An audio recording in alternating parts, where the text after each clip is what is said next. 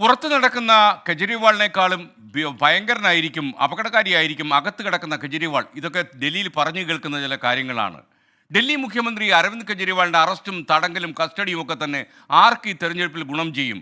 ഒരുപക്ഷെ ഒരു അനുതാപ തരംഗം, സഹതാപം ഇദ്ദേഹത്തിന് അനുകൂലമായിട്ടുണ്ടാകുമോ? അങ്ങനെ പ്രതീക്ഷിക്കുന്ന ആളുകളുണ്ട് ആം ആദ്മി പാർട്ടിയിലും. ഡൽഹിയിലും പഞ്ചാബിലും ഡൽഹിയുടെ ബോർഡറായ ഉത്തർപ്രദേശിലും ഒക്കെ തന്നെ ആളുകൾ അവരുടെ മനസ്സ് ഇദ്ദേഹത്തിൻ്റെ കൂടെയാണെന്ന് വിശ്വസിക്കുന്ന ഒരുപാട് ആൾക്കാരുള്ളപ്പോൾ 24 ഒബ്സർവർ ബി ദിലീപ് കുമാർ നമുക്കൊപ്പം ഈ കാര്യം വിശദീകരിക്കാൻ ചേരുന്നു. Good morning observer Dileep Kumar, പറയൂ വിവരങ്ങൾ.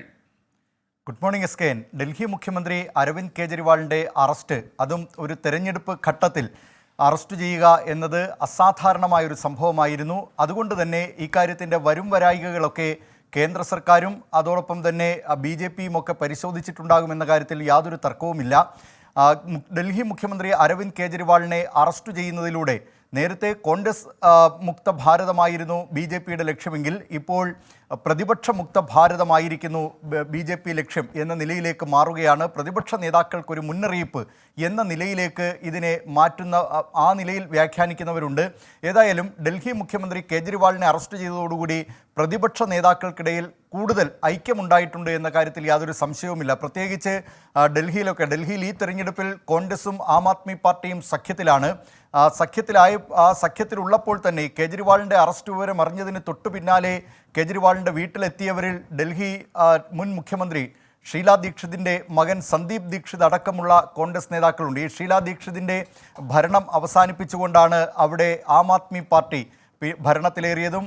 ഷീലാ ദീക്ഷിത് ഭരണത്തിൻ്റെ അഴിമതി, അതോടൊപ്പം തന്നെ അങ്ങനെ ആ നിലയിൽ നേരത്തെ തെരഞ്ഞെടുപ്പിൽ തന്നെ ഷീലാ ദീക്ഷിതിനെ പരാജയപ്പെടുത്തിയ ചരിത്രം അരവിന്ദ് കെജ്രിവാളിനുണ്ട്. അത്തരത്തിലൊരു വൈരാഗ്യം നിലനിൽക്കുന്ന വേളയിലാണ് ഇപ്പോൾ അതെല്ലാം ഇല്ലാതാക്കിക്കൊണ്ട് സന്ദീപ് ദീക്ഷിത് തന്നെ അരവിന്ദ് കെജ്രിവാളിൻ്റെ വീട്ടിലെത്തുന്നു. കോൺഗ്രസ് ആം ആദ്മി പാർട്ടി സഖ്യം കൂടുതൽ ശക്തമാണ് എന്ന സന്ദേശം ഇതിലൂടെ വോട്ടർമാർക്ക് നൽകാൻ കോൺഗ്രസ് നേതാക്കൾക്ക് കഴിയുന്നു. മറ്റു പ്രതിപക്ഷ നേതാക്കളും അരവിന്ദ് കെജ്രിവാളിൻ്റെ വസതിയിലെത്തുകയോ അല്ലെങ്കിൽ കെജ്രിവാളിൻ്റെ ഭാര്യ സുനിതയെ വിളിക്കുകയോ ചെയ്തിട്ടുണ്ട്. ഏതായാലും ഇതൊരു അവസരമായി കാണുന്നതിനാണ് ഇപ്പോൾ ഈ പ്രതിപക്ഷ നേതാക്കൾ തീരുമാനിച്ചിട്ടുള്ളത്. അതേസമയം BJP ആകട്ടെ ആം ആദ്മി പാർട്ടിയുടെ യഥാർത്ഥ മുഖം പുറത്തു കൊണ്ടുവന്നു. അഴിമതി വിരുദ്ധ പ്രതിച്ഛായയിലൂടെയാണ് ആം ആദ്മി പാർട്ടി ഉണ്ടായത്. പക്ഷേ ആ പാർട്ടിയുടെ നേതാക്കൾ തന്നെ അഴിമതി നടത്തുന്നവരാണ് എന്ന് വ്യക്തമാക്കാൻ കഴിഞ്ഞിട്ടുണ്ട് എന്ന് BJP നേതാക്കളും അവകാശപ്പെടുന്നുണ്ട്. വിവിധ സംസ്ഥാനങ്ങളിൽ ആം ആദ്മി പാർട്ടിയും കോൺഗ്രസും തമ്മിൽ സഹകരണത്തിലുള്ള ഹരിയാന, ഗുജറാത്ത്, ഗോവ തുടങ്ങിയ സംസ്ഥാനങ്ങളുണ്ട്. അതേസമയം പഞ്ചാബിലെത്തിയാൽ സ്ഥിതി വ്യത്യസ്തമാണ്. അവിടെയുള്ള കോൺഗ്രസ് നേതാക്കളാകട്ടെ കേജ്രിവാളിൻ്റെ അറസ്റ്റിന് സ്വാഗതം ചെയ്യുകയാണ്.